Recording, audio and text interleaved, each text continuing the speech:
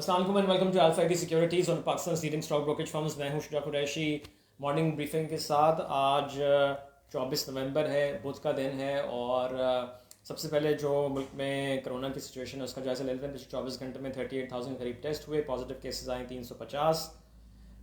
तो positivity percentage 0.92 पे है और पिछले 24 घंटे में 9 बात हुई है।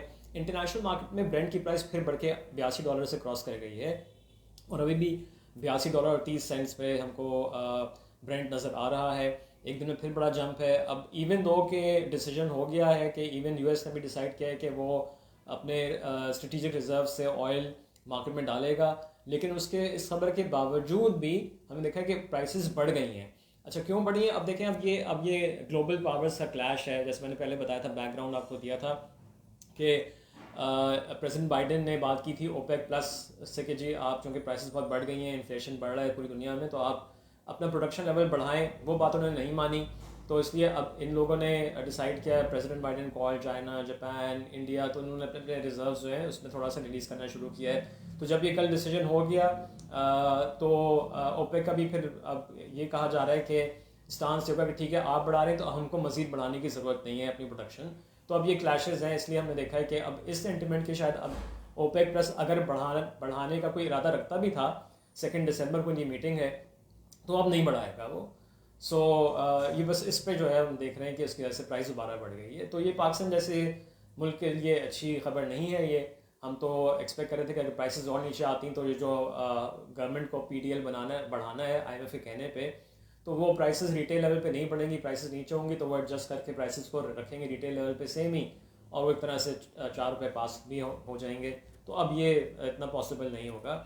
खैर देखते हैं कि ये तो खैर एक दिन की कहानी है, अभी लॉन्ग टर्म में देखना है कि क्या रहता है। अच्छा, कोयला भी महंगा हो गया है, $141 क्रॉस कर गया है।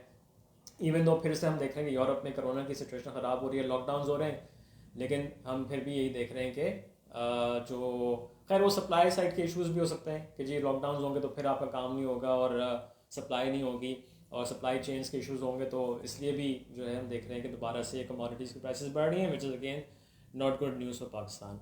खैर आगे बढ़ते हैं। इसके अलावा अगर हम खबरें देखें, अच्छा मैं मार्केट डिस्कस कर लेता हूँ। एक तो ये भी कुछ जो अगर हम देखें खबरें आई हैं, दो आई थिंक इम्पॉर्टेंट है। एक तो जो कैबिनेट ने अप्रूव किया है आईपीपीज़ को पेमेंट का जो सेकंड ट्रांच है, ठीक है, तो वो आईपीपीज़ के लिए पॉजिटिव होगी। कैप को पहले भी उससे बड़ा था, हपको वगैरह।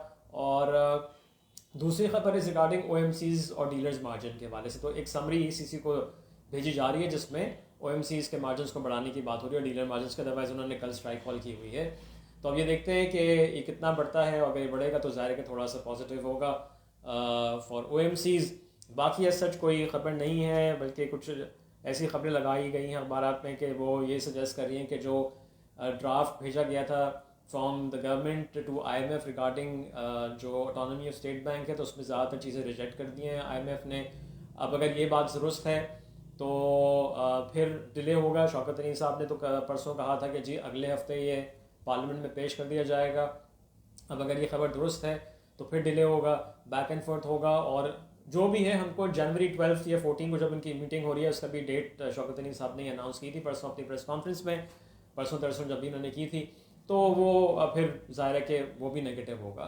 सो ये सारी चीज़ें हैं। एज सच पॉजिटिव फिगर्स बहुत सारे नहीं हैं, अनसर्टेनिटी है अभी भी, लिहाजा टेक्निकल पुल बैक मार्केट में आ सकता है। मैंने जैसे कल मार्केट रैपिंग भी जिक्र किया था, तो वहाँ अगर आपको एक गेंस मार्केट में नज़र आए तो I think sell on strength की स्ट्रैटेजी भी रखें। वैसे तो मैंने कल भी काफ़ी डिटेल में मार्केट रैप में कहा था कि देखें अनफॉर्चुनेटली हमारा यहाँ पे इन्वेस्टर्स का एक माइंडसेट बन गया कि हमारी मार्केट जो है वो 8 और 9 के मल्टीपल पे ही ट्रेड कर सकती है, उससे ज़्यादा नहीं। तो हम अपनी मार्केट के अपनी जो हमारी एसेट्स हैं उनको खुद ही उनकी वैल्यू को अंडरमाइन करते हैं। ये एक अनफॉर्चुनेट चीज़ है इस पर, लेकिन हम कुछ कह नहीं सकते। It will be an evolutionary process I think, जो changing the mind set and all that. मैंने कल आपको एक्स एमडी रिचर्ड मॉरेन की एग्जांपल भी दी थी, जिन्होंने जो कहा था एक पब्लिक फोरम पे। खैर, तो ये आई थिंक खबरें हैं। बाकी कल काइबोर मैंने जिक्र किया था कि बढ़ गया था, डॉलर अलबत्ता नीचे आया था। So I think that's about it. As such track and trace system का हाँ शुगर इंडस्ट्री पे आगाज़ हुआ है, ये एक पॉजिटिव चीज़ है। सो ये बहुत मेरे ख्याल में एक अगर आगे ये सही साफ चलता है और तो इससे बड़ा इम्पैक्ट होगा हमारे जो रेवेन्यूज़ पे। बाकी ये कहा जा रहा है कि 17% GST में बी लेवीड ऑन इम्पोर्ट और फार्मास्यूटिकल के इनपुट्स पे, तो ज़ाहिर है ये नेगेटिव होगा। नेगेटिव इस सेंस में होगा, खैर वो न्यूट्रल भी लोग कह रहे हैं कि होगा, बिकॉज ये पास ऑन हो जाएगा, दवाइयाँ महंगी होंगी, इन्फ्लेशन उस हिसाब से मैं कहता कि थोड़ा नेगेटिव हो जाता है। वैसे ही हर चीज़ की कीमत बढ़ी है, इन्फ्लेशन ज़्यादा है, सो इसलिए।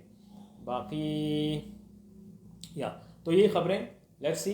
मैंने बताया आपको कि जी सेल ऑन स्ट्रेंथ रखें, टेक्निकल पुल बैक आ सकता है। पिछले 2 सेशंस में 3% से ज़्यादा मार्केट नीचे आ गई है, तो थोड़ा सा मार्केट ऊपर आ सकती है। वॉल्यूम्स लेट्स सी इम्प्रूव होते हैं कि नहीं। रोल ओवर भी कभी भी चल रहा है, इसलिए बहुत ज़्यादा कोई बड़ी रैली हम एक्सपेक्ट नहीं करेंगे। और जैसे मैंने कल भी कहा था कि चूँकि MSCI का भी वो शिफ्ट है मंथ एंड पे, तो वो भी मार्केट की अपसाइड को चेक रखेगा। So that's about it. कोई और ख़बर होगी आपको ज़रूर अपडेट करेंगे। Have a nice day, take care, Allah हाफिज़।